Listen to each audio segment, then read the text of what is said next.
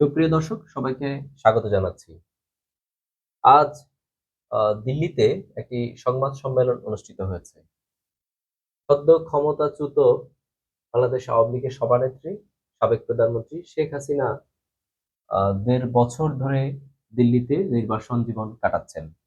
একদিকে দলের আ নেতৃত্বভার তার কাছে রয়েছে, অন্যদিকে যখন আওয়ামী লীগের শীর্ষ নেতারা আ দেশের বাহিরে প্রাণ ভয়ে পলাতক অবস্থায় রয়েছেন, ঠিক সে সময় দেশের কর্মী সমর্থকরা এখানে মার খাচ্ছেন। একই সঙ্গে দেশে মব সন্ত্রাস, আসন্ন নির্বাচন, গুম, খুন, আ শেখ হাসিনার উপরে আরোপিত অভিযোগ, আদালতে তাকে নিষিদ্ধ করা, তার বক্তব্য প্রচারে নিষিদ্ধ করা এবং একই সঙ্গে আওয়ামী লীগের কার্যক্রম নিষিদ্ধ সহ নানান সংকটে রয়েছে সাবেক ক্ষমতাসীনরা। এমন যখন অবস্থা, ঠিক সেই সময়ে দিল্লির আ দিল্লিতে ফরেন করেসপন্ডেন্ট ক্লাব কর্তৃক আয়োজিত সেভ দ্য ডেমোক্রেসি শীর্ষক একটি শিরোনামে একটি সংবাদ সম্মেলন আয়োজন করা হয়েছে। যে সংবাদ সম্মেলনে আওয়ামী লীগের কয়েকজন মন্ত্রীকে দেখা গেল। একই সঙ্গে দিল্লিতে একেবারে হাউসফুল সাংবাদিকদেরকে আমরা দেখেছি। অনুষ্ঠানের এক পর্যায়ে শেখ হাসিনা অডিও বার্তায় একটি বার্তা দিলেন। কি বার্তা দিলেন? সেই বার্তা নিয়ে আজকে আমরা আলোচনা করার চেষ্টা করব। শেখ হাসিনা বাংলাদেশের নোবেল বিজয়ী ডক্টর মোহাম্মদ ইউনূস, যিনি কিনা এই মুহূর্তে অন্তর্বর্তীকালীন সরকারের নেতৃত্ব দিচ্ছেন, যার উপর আস্থা রেখেছেন বাংলাদেশের তরুণরা, সেই সময়ের তথাকথিত তরুণ যারা শেখ হাসিনা সরকারকে উৎখাত করে একটি পরিবর্তনের আশ্বাস দিয়ে ডক্টর ইউনূসকে তত্ত্বাবধায়ক সরকার অন্তর্বর্তীকালীন সরকারের প্রধান উপদেষ্টা হিসেবে জনগণের পক্ষ থেকে নিয়োগ দেওয়া হয়েছে বলে আহ, ডক্টর মোহাম্মদ ইউনূস দাবি করেন। ডক্টর মোহাম্মদ ইউনূস যখন সেই সব বিপ্লবীদের নিয়োগকর্তা কর্তা, নিয়োগ সেই ঠিক তিনি জনগণের ভোটে নির্বাচিত কোনো জনপ্রতিনিধি না। শেখ হাসিনা যখন পট পরিবর্তন হয়, ঠিক যে সময় তিনি প্রাণ বাঁচাতে দিল্লিতে তিনি আশ্রয় নিয়েছেন, ঠিক সেই সময় থেকে ৫ই আগস্টের পরে ৮ তারিখে তিনি দায়িত্ব নিলেন। তারপর থেকে বাংলাদেশে আইন শৃঙ্খলা বিপর্যয় দেখা দিয়েছে। আহ, এখানে শেখ হাসিনা যেটি বিশ্ব সম্প্রদায়ের সমর্থন আছে জানিয়ে তিনি ডক্টর ইউনূসকে একেবারে যাচ্ছে তাই ভাবে তিনি ফ্যাসিস্ট বললেন, সুদখোর বললেন, ক্ষমতালোভী বললেন, দেশ বিরোধী হিসেবে আখ্যায়িত করলেন।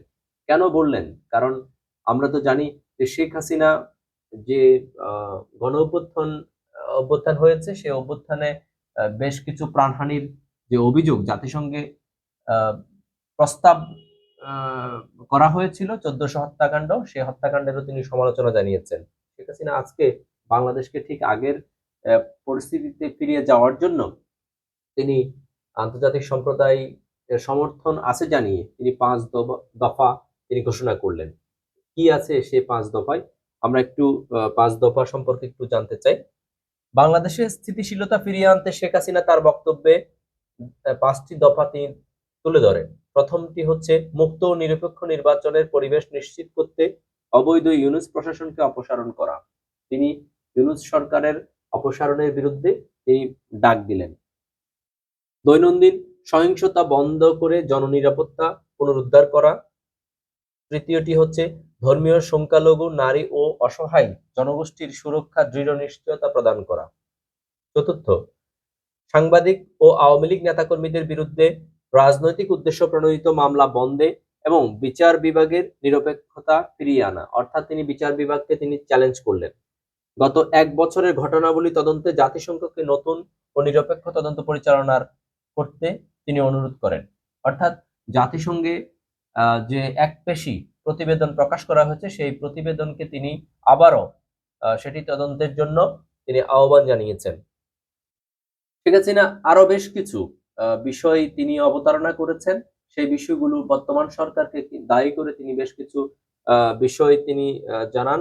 তিনি অডিও বার্তায় বলেন যে ডক্টর মোহাম্মদ ইউনূসের তীব্র ভাষায় আক্রমণ করে তিনি তাকে ফ্যাসিস্ট, মহাজন, অর্থ পাচারকারী, ক্ষমতালোভী, বিশ্বাসঘাতক হিসেবে তিনি উল্লেখ করেন।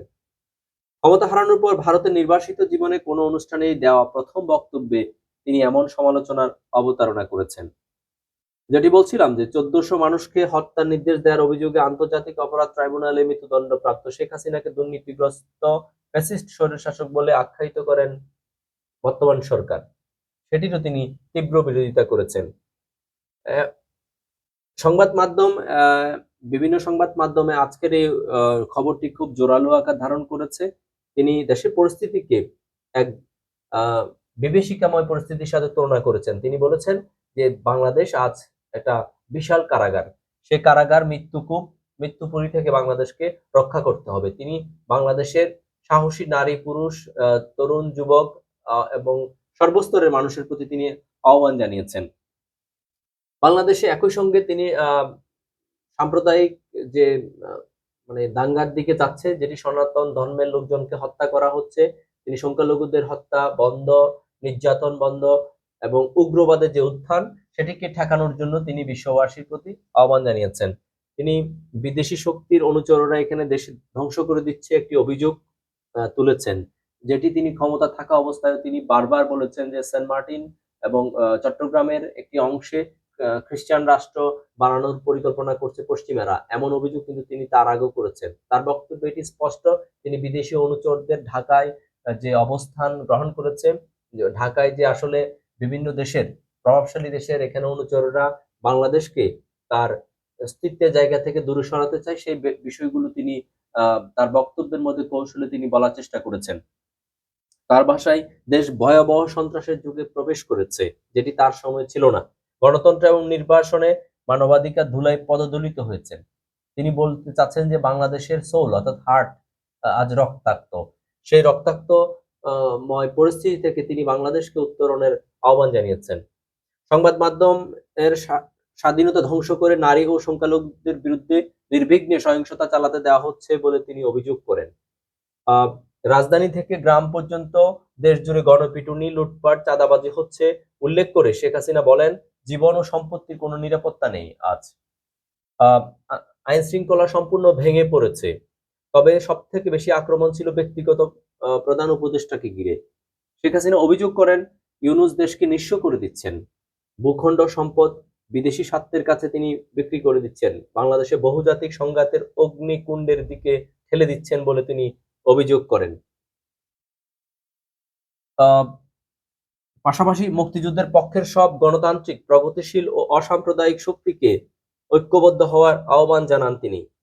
শহীদের রক্তে লেখা সংবিধান পুনঃপ্রতিষ্ঠা করতে হবে বলে তিনি তার বক্তব্যে উল্লেখ করেন। গণতান্ত্রিক ও বহুত্ববাদী ঐতিহ্যের একমাত্র বৈধ ধারক হিসেবে দাবি করেন, যদিও তার বিরুদ্ধে একদলীয় শাসন চালুর অভিযোগ রয়েছে। আওয়ামী লীগকে স্বাধীন বাংলাদেশের সবথেকে পুরাতন ও প্রাচীন সংগঠন হিসেবে উল্লেখ করে তিনি বলেন, জনগণকে সঙ্গে নিয়ে তার দল ছিনিয়ে নেওয়া সমৃদ্ধ স্বদেশ পুনর্গঠনে ভূমিকা রাখবে। অর্থাৎ দর্শক, তিনি বলতে চাচ্ছেন যে বাংলাদেশ একটি বৈধ শাসন প্রক্রিয়া থেকে চিন্তায় হয়েছে, অথবা বাংলাদেশ তার পথ হারিয়েছে। এই কথাটার মিনিং যদি আমরা এইভাবে ধরি তাহলে বুঝতে হবে বাংলাদেশ পথ হারিয়েছে। তিনি আবার স্বদেশকে পুনরুদ্ধার করার জন্য তিনি দাবি জানান। সংবাদ মাধ্যম এনডিটিভি লিখেছে, শেখ হাসিনা এই বক্তৃতা বাংলাদেশের রাজনীতিতে গভীর বিভাজনের চিত্রই তুলে ধরেছেন। শেখ হাসিনা বর্তমান পরিস্থিতিকে কোনো সাধারণ রাজনৈতিক পরিবর্তন নয়, বরং মুক্তিযুদ্ধের আদর্শ বনাম চরমপন্থা, বিশৃঙ্খলা ও বিদেশি প্রভাবের মধ্যে এই লড়াই হিসেবে দেখাতে চেয়েছেন। বিশ্বাসঘাতকতা, দখল ও প্রতিরোধের মতো শব্দচয়ন করে স্পষ্টতই তিনি সমর্থকদের উজ্জীবিত করার চেষ্টা করেছেন। আর আওয়ামী লীগের এখনকার সংগ্রাম একদলীয় নয়, বরং দেশপ্রেমিক দায়িত্ব হিসেবে উপস্থাপন করেছেন। দর্শক, আজকে দিল্লিতে মাননীয় সাবেক প্রধানমন্ত্রী শেখ হাসিনা, বঙ্গবন্ধু কন্যা, তিনি বাংলাদেশের একটি সার্বিক চিত্র তুলে ধরেছেন। গত 18 মাসে বাংলাদেশ যে তার কক্ষচ্যুত হয়েছে, এটি শুধু শেখ হাসিনার কথা নয়, এটি বিশ্ব গণমাধ্যমেরও একই বক্তব্য। বিশ্বের বিভিন্ন দেশের সংবাদ মাধ্যমে গুরুত্বপূর্ণ বর্গের লেখায় উঠে এসেছে, প্রতিবেদনে উঠে এসেছে বাংলাদেশের শেখ হাসিনা সরকারের পতনের ঠিক পরপরই বিদেশি এক পত্রিকায় কিন্তু একটি নিবন্ধ প্রকাশিত হয়েছিল। সেখানে বলা হয়েছিল, তবে কি বাংলাদেশ পরবর্তী আফগানিস্তান? আসুন আমরা যদি একটু সিনক্রোনাইজ করার চেষ্টা করি, তাহলে কিন্তু কথা এটি দাঁড়ায়, বাংলাদেশের যে একদিকে শাসন ব্যবস্থা ভেঙে পড়েছে, আইন শৃঙ্খলা চরম অবনতি, দেশে একটি বিদ্যমান সরকার থাকা অবস্থায় বাজার থেকে শুরু করে কোনো কিছুতে যে কোনো লাগামহীন একটি বেপরোয়া আসলে একটা শক্তির এখানে প্রয়োগ চলছে। একদিকে উগ্রপন্থীদের উত্থান, সংবাদ মাধ্যমে হামলা, মানুষের মৃত্যুর, এখানে স্বাভাবিক মৃত্যুর যে নিশ্চয়তা নাই, সেই বিষয়গুলো কিন্তু শেখ হাসিনা তুলে ধরেছেন। এই কথা শুধু শেখ হাসিনা নয়, এই কথা কিন্তু আজকে বাংলাদেশের প্রতিটি মানুষের একই বক্তব্য। বাংলাদেশের আমরা গত কিছুদিন আগে দেখলাম যে মুক্তিযুদ্ধের স্মৃতিস্তম্ভগুলো ভেঙে ফেলা হচ্ছে সুনির্দিষ্টভাবে। বাংলাদেশ তার মুক্তিযুদ্ধের যে কাঙ্ক্ষিত বাংলাদেশ, সেটি থেকে সরিয়ে দেওয়ার জন্য একটা অপচেষ্টা কিন্তু করা হচ্ছে।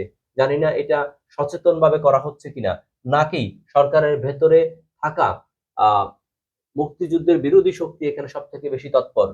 সেই বাংলাদেশের এমন পরিস্থিতিতে বাংলাদেশ যে তার পথ হারিয়েছে, সেই পথ হারানো বাংলাদেশকে সঠিক পথে রূপান্তরের জন্য শেখ হাসিনার আজকের এই বার্তা। ধন্যবাদ সবাইকে, ভালো থাকবেন।